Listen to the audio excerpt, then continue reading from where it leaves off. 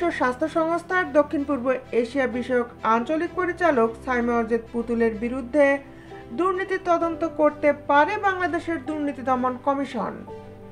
এই বিষয়ে ব্রিটেনের প্রভাবশালী মেডিকেল জার্নাল দ্য ল্যান্সেট গতকাল একটি রিপোর্ট প্রকাশ করেছে। We'll work with them to create solutions that are crafted for their individual circumstances.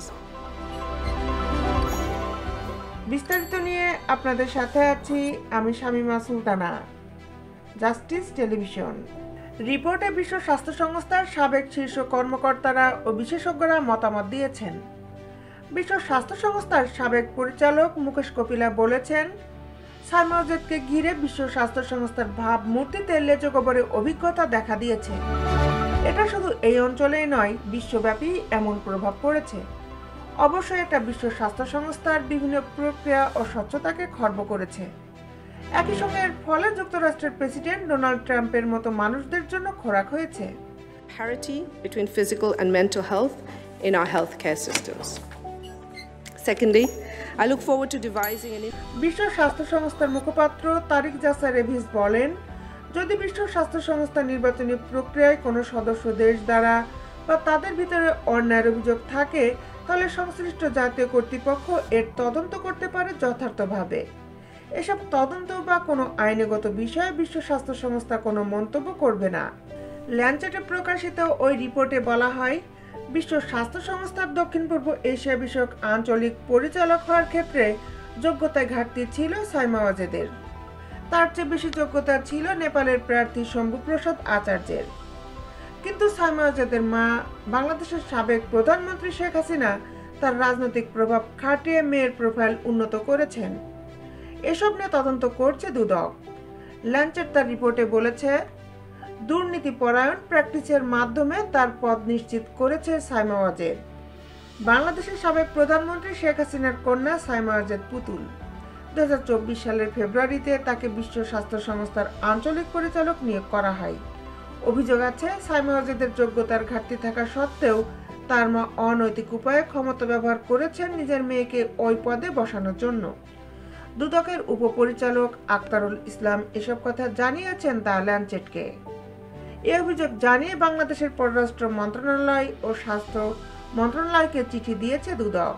তাতে সাইমা ওয়াজেদের বিরুদ্ধে অভিযোগ করা হয়েছে যে তিনি আর্থিক অসদাচরণ থেকে শুরু করে রাজনৈতিক প্রভাবের অপব্যবহার করেছে। ফলে বিশ্ব স্বাস্থ্য সংস্থা থেকে সাইমা ওয়াজেদকে সরানোর জন্য ওই দুই মন্ত্রণালয়কে আহ্বান জানিয়েছে দুদক। তারা অভিযোগ করেছে, শেখ হাসিনা তার রাজনৈতিক অবস্থানকে অনৈতিকভাবে ব্যবহার করে নিজের কন্যার প্রোফাইলকে উন্নত করার চেষ্টা করেছেন। এর মধ্যে আছে 2023 সালে ভারতে অনুষ্ঠিত G20 শীর্ষ সম্মেলনে রাষ্ট্রীয় সফরে হাই প্রোফাইল সফরে সাইমা ওয়াজেদকে শেখ হাসিনার সঙ্গে নিয়েছেন। সাইমা ওয়াজেদের যোগ্যতার ঘাটতি থাকা এবং আত্মীয়করণ বিষয়টি তাকে নিয়োগের ক্ষেত্রে সমালোচিত করেছে। দুদক কর্মকর্তারা বলেছেন, তদন্ত করে দেখা হচ্ছে সাইমা ওয়াজেদ বিশ্ব স্বাস্থ্য সংস্থায় নিয়োগ পাওয়ার শর্তগুলো যথাযথভাবে পূরণ করেছেন কিনা, অথবা এ প্রক্রিয়ায় কোনো প্রভাবের কারণে তিনি পছন্দের প্রার্থী ছিলেন কিনা। ল্যান্সেটের রিপোর্টে লিখেছে, সাইমা ওয়াজেদের আছে ক্লিনিক্যাল সাইকোলজি বিষয়ে MSc ডিগ্রি, কিন্তু এছাড়া তার কোনো আনুষ্ঠানিক মেডিকেল বা জনস্বাস্থ্য বিষয়ক একাডেমিক যোগ্যতা নেই। 2023 সালে তিনি বাংলাদেশে বঙ্গবন্ধু শেখ মুজিব মেডিকেল বিশ্ববিদ্যালয় থেকে সম্মানজনক ডক্টরেট ডিগ্রি পেয়েছেন। অটিজম এবং মানসিক স্বাস্থ্য বিষয়ে কাজ করায় তার বৈশ্বিক স্বাস্থ্যে সীমিত কাজের অভিজ্ঞতা রয়েছে। এর মধ্যে আছে বিশ্ব স্বাস্থ্য সংস্থা এবং চেথাম হাউসে উপদেষ্টার ভূমিকা। জেনেভায় বিশ্ব স্বাস্থ্য সংস্থার সাবেক পরিচালক ছিলেন মুকেশ কপিলা। তিনি দ্য ল্যান্সেটকে বলেছেন, সাইমা ওয়াজেদকে নিয়োগ নিয়ে তদন্তের অধিকার আছে দুদকের। কাশ্মীরের স্বাস্থ্য বিষয়ক সাবেক পরিচালক ও জনস্বাস্থ্য বিষয়ক বিশেষজ্ঞ সামির রহমান বলেন, আঞ্চলিক পরিচালকের জনস্বাস্থ্য বিষয়ক উন্নত প্রশিক্ষণ ও বৈশ্বিক স্বাস্থ্য বিষয়ের নেতৃত্বের রেকর্ড থাকা উচিত। অর্থপূর্ণ পরিবর্তনের জন্য এসব যোগ্যতা গুরুত্বপূর্ণ।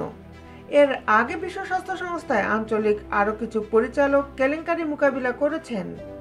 2023 সালের মার্চে ওয়েস্টার্ন প্যাসিফিক অঞ্চলে বিশ্ব স্বাস্থ্য সংস্থার আঞ্চলিক পরিচালক তাকেশি কাসাইকে বরখাস্ত করা হয়।